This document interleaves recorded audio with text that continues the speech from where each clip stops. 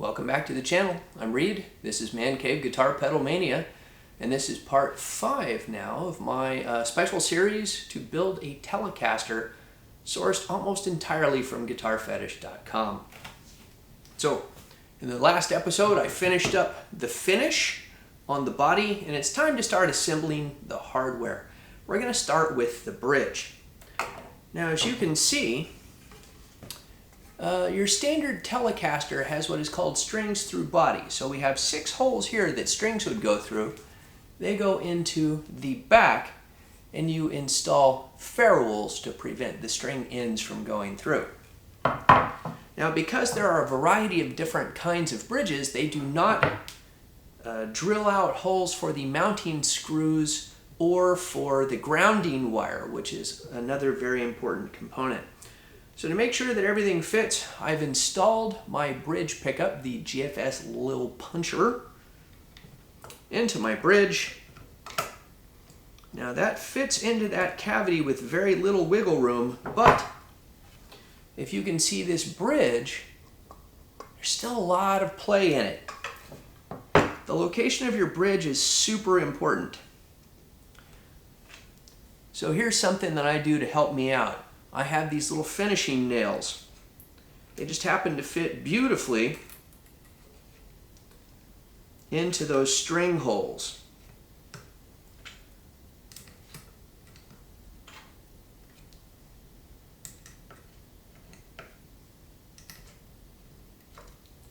There we go. Now, I'll be taking those out, of course, after I drill my holes. But there's still a tiny bit of play, but that holds it pretty well in place. You want to make sure that those holes line up. Now, it's not necessary to use the string through. You actually can run the strings through these holes in the back of the bridge. That's how the new Fender Jimmy Page Telecasters are strung through the top of the bridge instead of through the body. So it's good enough for Jimmy. I may even experiment with that this time. I've always used the through body. But since this has through body, we're going to need to do that. Now, hopefully you can see this bridge then has 4 screws for mounting holes or mounting screws. So I need to drill those, and then underneath the bridge, drill an additional hole for my grounding wire. So if you don't know, you are the last ground for your guitar. This is why in the early days of solid body guitars, you form a giant loop between your amplifier, your guitar, and yourself. And people used to get electrocuted all the time if they would grab like a microphone, because microphones have electricity going through them. And back in the 50s and 60s and even the early 70s, not every place had grounded electricity. Building codes now require that every place have grounded electricity. So yes, if you don't believe that, look up stories about Ace Frehley nearly getting electrocuted in Kiss shows when he completed electrical circuits. That kind of thing really happened. Doesn't happen anymore. If you play active pickups, you don't need a grounding wire, but these are passive pickups. So the grounding wire comes from the control cavity up through the pickup cavity and then up to the bridge, and what will happen is I'll run the wire around one of the screws when I screw down the bridge. So I'm going to take a quick pause while I get my drills set up. Here we go, drill bit all set up. Probably a more rational person would use an awl to mark the drill point and then do this on a drill press. I have to use hand tools, so I have this handy screwdriver. I used to use tape and all kinds of things to measure the depth. And then I got this interesting little depth stop drill bits from Stu Mack, and they do the business. So I have to be as close as I can here to the center.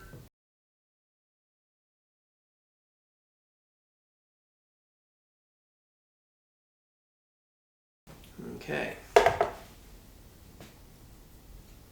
Now let's see.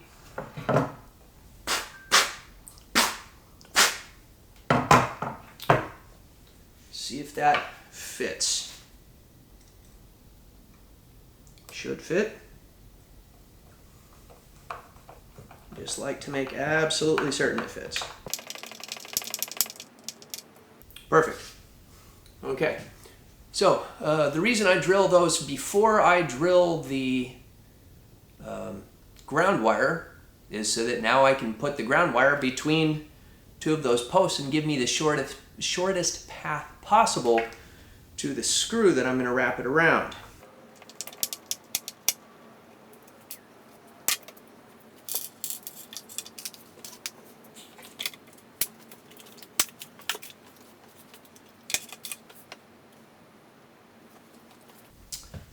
Normally I would do this before finishing the guitar, but in this case I knew that the finish was not going to be something that really was subject to scuffing and scratching, and if I get a few chatter marks from the drill, the bridge is going to be sitting on top of it anyway.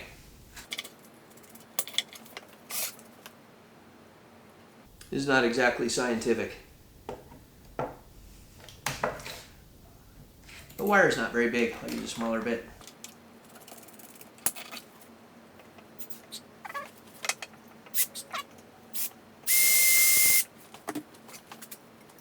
That should work out great.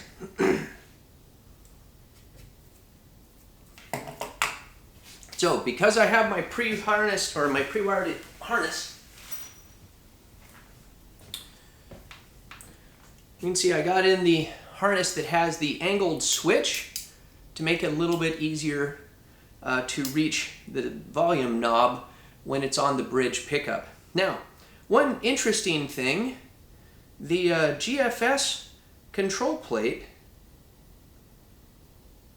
had beveled screw holes. This only has beveled holes at the ends. The screw holes for the switch itself are flat. So since the screws that I have a bevel around the top, it means they sit up off of the switch plate. So I really need different screws for those, but I don't have different screws, so just have to live with it for now, but that's mildly annoying. So let's see here. After this, everything is kind of a juggling act. So the output jack will be hooked up to a jack plate.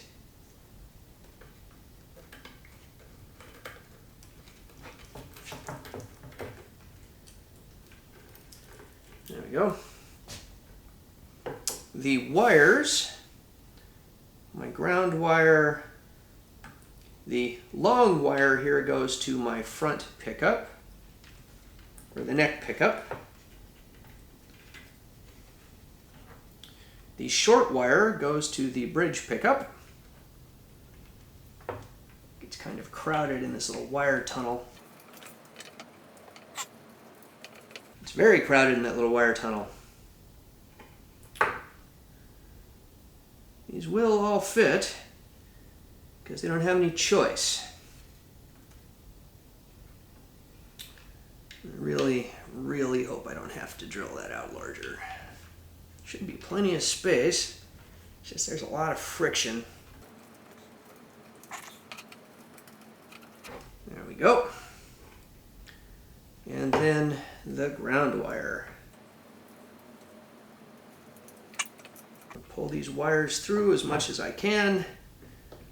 Make space in my famously small control cavity. If you're watching this video, I'm sure you've already heard as much as you want to about that. All right, so my grounding wire will then go up my newly drilled channel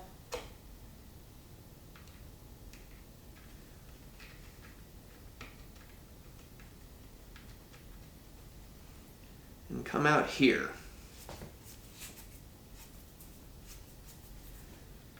My longer pickup wire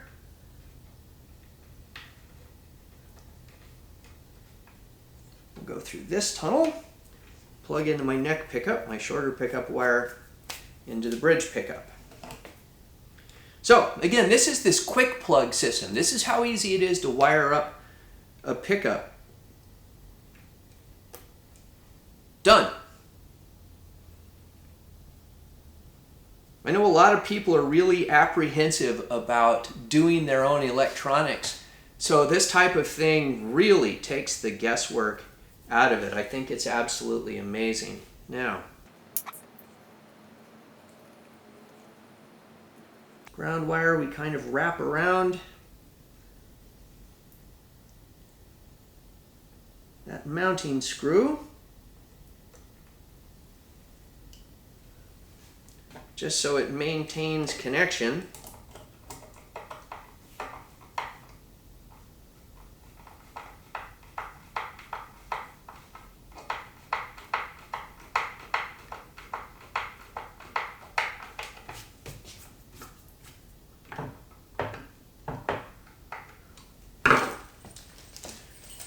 Then we can install our other mounting screws.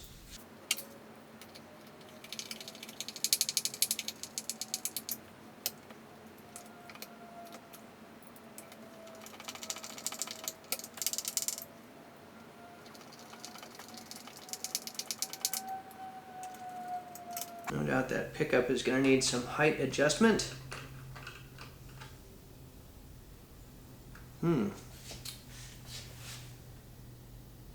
Okay, it's clearly sitting on the wires running through that wire tunnel. That may or may not be an issue. We'll keep an eye on that going forward.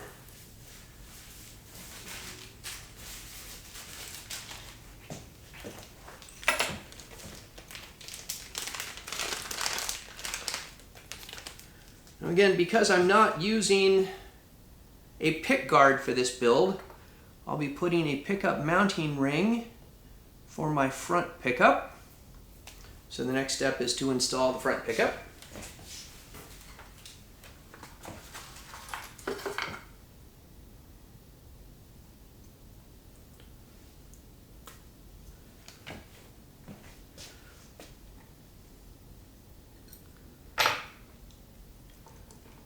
This one's going to be tight.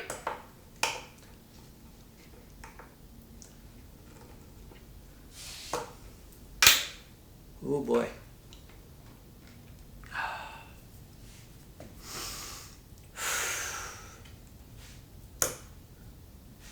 You see the violence inherent in the system.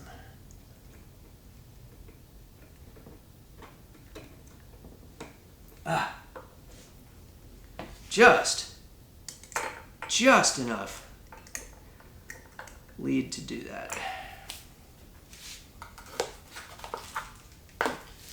I have literally no idea what this neck pickup is going to sound like, but I think it looks spectacular. Now that's interesting. So they gave 2 screws that are designed for screwing it directly into the body. I am not screwing this directly into the body, so I need different screws. Do I have different screws? I hope I do. Neck screws. I got mounting screws. Gotta be a Boy Scout if you're gonna be a guitar builder. Be prepared. I have lots of screws. The question is, which ones are the correct size?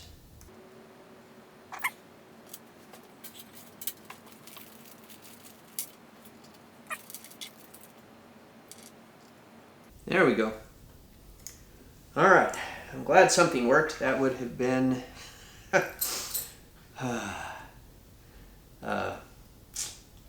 disheartening, to say the least.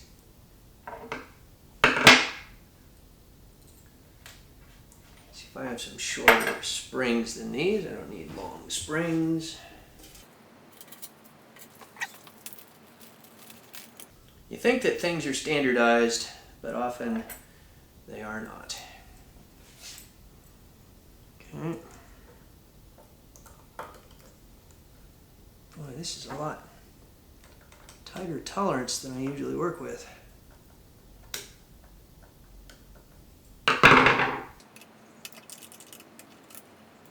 Getting a little frazzled. I'm not used to doing this on camera.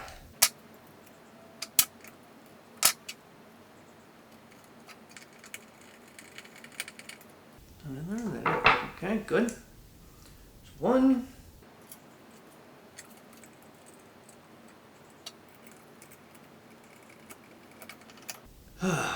Okay.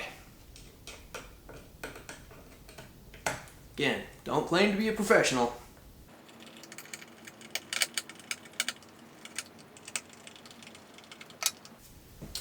Now this is interesting.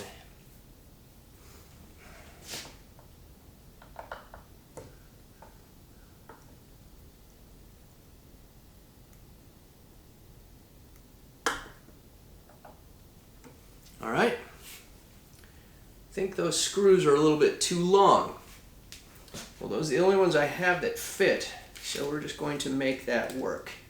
All right. So, I'm going to pause this for a second, trim off the ends of those screws, and then you mount this pickup ring and the control cavity actually are mounted with pickguard screws. So I will attach those, and then I'll come back and show you what this looks like. Okay, we're back. I have put pickguard screws into this front neck ring and the control cavity plate. So as you can see, we now have all of the electronics. I haven't wired up the output jack, excuse me. I haven't attached the output jack to its plate yet. So while I'm doing that, I thought I would talk a little bit about guitar electronics. And this is going to be super basic information. If you've been playing guitar for a while, you probably already know these things, but when people talk about guitar pots, of course that is short for potentiometers. That is your volume and your tone. So when you have a single coil, you normally use a 250K potentiometer, or for a humbucker, use a 500K. And the reason is that the more resistance, the K value, that you have, the brighter it is. Humbuckers are not as bright as single coils, so you use a higher value and it brightens them up. But if you put a 500K pot on a single coil, that is really, really bright. Okay. All right, so here I run into another issue. Some Telecaster styles have a flat space here at the output jack. This one does not. So the little mounting ring that I bought for the output jack is flat, which means it either has to bend a little bit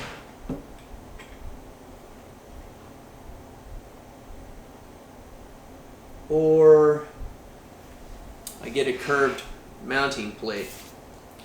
And small pieces of metal are surprisingly sturdy and hard to bend.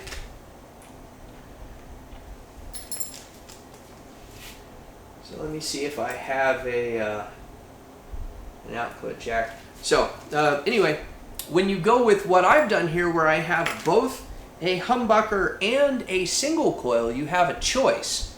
You can either use a 250K pot to make your single coil sound right, and then your humbucker is too dark, or you go with a 500K and perhaps have an ice picky bright neck pickup, and that's what I've got on this, is 500K pots. So you now, just because 500 and 250 are the most commonly used, that doesn't mean they're the only things available on the market. So if I don't like the way this sounds, I may try a 300K pot or a 350. We'll just have to play that literally by ear.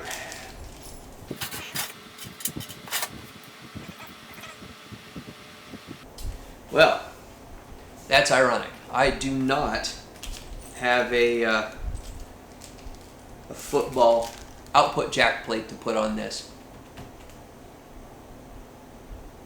Have to take one off of a different project. That's okay. All right, I need to go get that. I'll be right back. Okay, since I had already put the controls in the guitar before I started talking about them, I pulled out another setup. So you might wonder, what's the difference between a volume control and a tone control? Both potentiometers, what they do is they allow some frequencies to pass through and some frequencies they shunt to ground. So if you really want to know exactly what your guitar pickup sounds like, you wire it direct to the output jack with no volume or tone. That way all of the signal goes through. Just by the fact that you have it going through a volume pot and a tone control, it sounds different. So that's why a lot of people, like Phil X, swear by having single tones. Marty Friedman used to have a single tone. Now he has a Les Paul style setup with 2 volumes and 2 tones. But he used to only play with the volume because he said he never used the tone control. But what makes the tone control a tone control is that you put, let me see if I can get a good shot of this here. You put a capacitor on the tone control, often called the cap, the tone cap.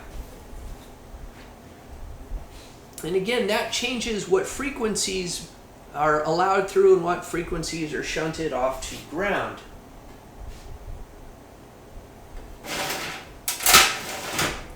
So again, controls are not necessary, they're just good to have, right? It's good to be able to turn down. So I've picked up a curved, they call them football shaped control plate, the output jack. Yeah, and that's going to match up nicely. And put a black washer and nut on it.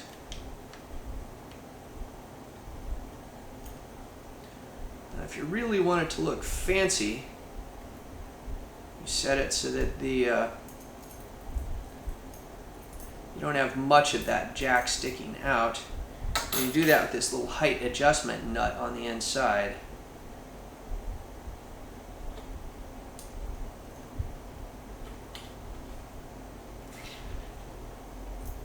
You just need enough thread for the nut holding it on to bite. Makes it look neat and tidy.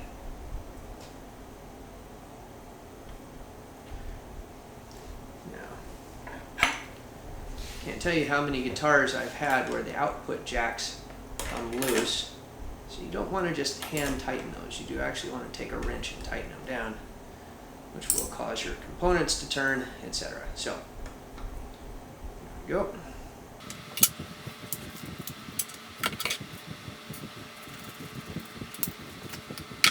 And yes, I just eyeballed this.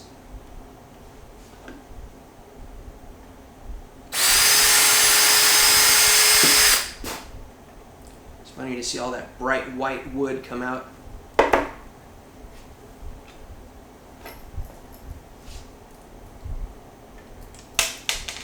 See how dark it is now that I've burnt it twice.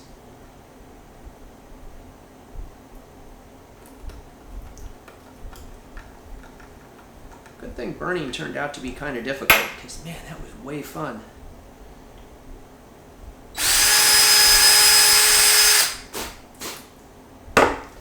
Looked a lot easier in the brochures, but what doesn't?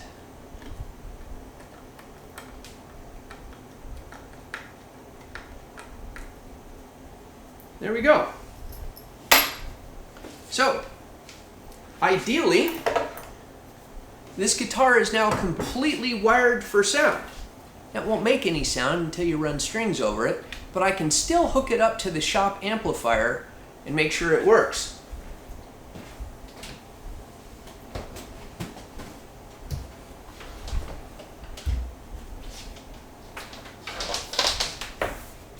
Every shop needs a shop amplifier. Nothing fancy.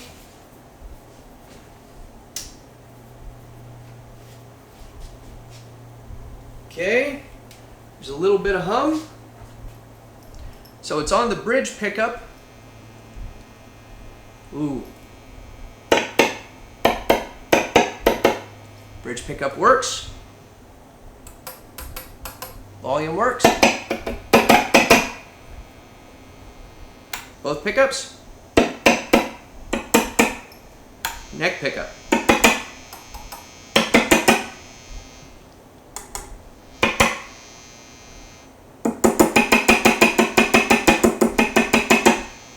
All right, everything works.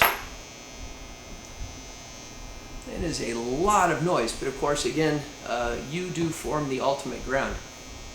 So, you hear that? I don't know if the microphone is picking this up or not. When I'm not touching the plate, hum is loud. When I'm touching the plate, it gets less, because I'm the ground. In the middle, hardly any hum at all. Shouldn't be any hum on the bridge pickup though. That's a little disturbing. But there you go. The electronics are completely wired up and they work. Now we move on to the neck.